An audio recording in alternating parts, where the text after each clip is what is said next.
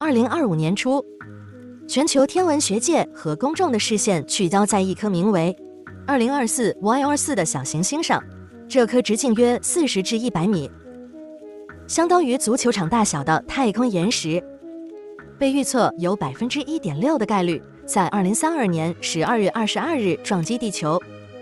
这是人类首次监测到撞击概率超过 1% 的大尺寸近地天体。联合国为此紧急启动行星安全协议。2024年12月27日，智利的小行星地面撞击最后警报系统 ATLAS 首次捕捉到它的踪迹。ATLAS 由 NASA 资助，是全球自动化监测网络的一部分，专门追踪可能威胁地球的近地天体。发现后的72小时内，全球天文台紧急联动。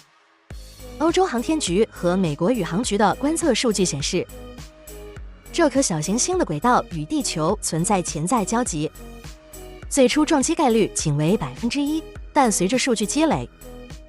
概率升至 1.6%， NASA 最新数据甚至达到 1.9%。 不过它的轨道误差范围高达140万公里，相当于地球到月球距离的 3.6 倍。这意味着2032年12月22日那天，它可能以 12.7 万公里的距离与地球擦肩而过，也可能因为小误差坠入地球怀抱。国际天文学界用2套指标衡量威胁：都灵指数和帕尔默指数。2024 YR4 被定为都灵指数3级，急需天文学家密切关注的近距离接触事件，存在 1% 以上概率造成局部破坏，但综合破坏力与概率的帕尔默指数为负值，表明其实际风险甚至低于地球年均背景撞击风险。NASA 专家比喻，它像一场可能引发山火的雷击，但绝不是灭绝恐龙的陨石。若撞击发生，这颗小行星将以每秒15公里的速度冲入大气层，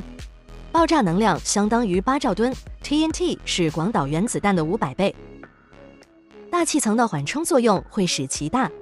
概率在距地面数公里处解体，形成空爆冲击波，导致50公里范围内的建筑玻璃碎裂、树木倾倒。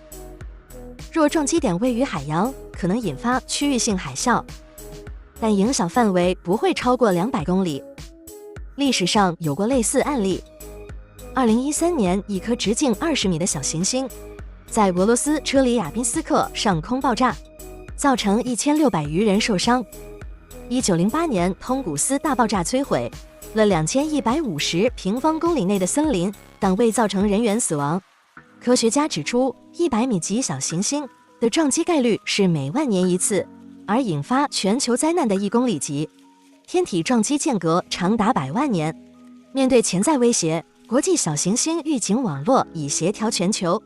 30座天文台持续追踪2024 YR4， 关键时间节点是2028年，届时它将再次接近地球。科学家可通过更精确的观测缩小轨道误差范围。在防御技术上，人类并非毫无准备。2022年 NASA 的双小行星重定向测试任务成功撞击小行星迪莫福斯，使其轨道周期缩短了33分钟，验证了动能撞击技术的可行性。中国也计划于2030年前发射半飞观测器加动能撞击器组合，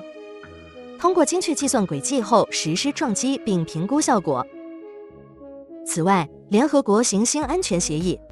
已启动3项核心措施，成立国际应急专家小组，制定72小时响应流程，建立全球数据共享平台。若撞击概率升至警戒线，通常设定为 10%， 人类将启动精准应急响应，提前72小时划定直径300公里的警戒区，组织100万人口大撤离，国际救援队同步待命。即便最坏情况发生，其能量也仅相当于一次大型核爆。地球历史上经历过更剧烈的撞击，但今日人类拥有预警系统和现代医疗工程优势，能最大限度控制灾害蔓延。至于《流浪地球》中推动地球逃离太阳系的设想，科学家直言不现实，所需能量超过全人类核武库总和的10亿倍。与其逃离，不如守护好我们的蓝色家园。回望历史，人类对小行星的恐惧往往源于未知。2004年曾被预测有 2.7% 概率撞击地球的